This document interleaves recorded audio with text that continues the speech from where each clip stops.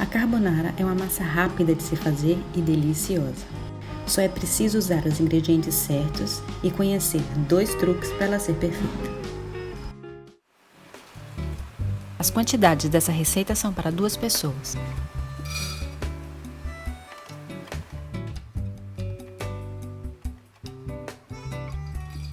Coloque o bacon para fritar enquanto o macarrão cozinha. Eles têm que estar prontos no mesmo momento. Não precisa adicionar nenhum óleo no bacon, ele vai fritar na sua própria gordura. Para a parte cremosa do molho à carbonara, você só precisa de 3 ingredientes: gemas de ovos, pimenta do reino e queijo parmesão ralado. Na receita original, de jeito nenhum se usa creme de leite.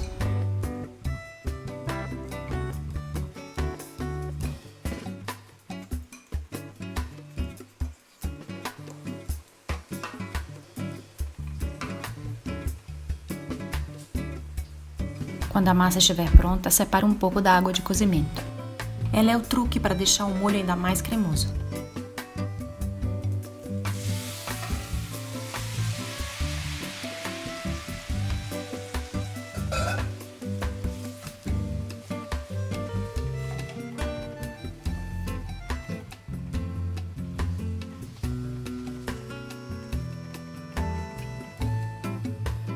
Uma coisa muito importante é não esquecer de desligar a chama na hora que for colocar o molho, porque senão as gemas vão cozinhar e o teu macarrão vai virar um omelete.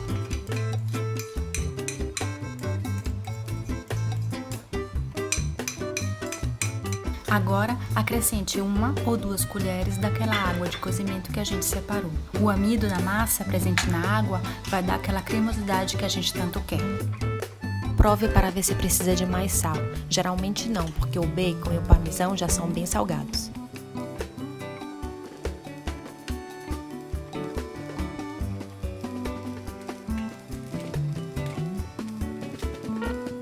Até a próxima receita!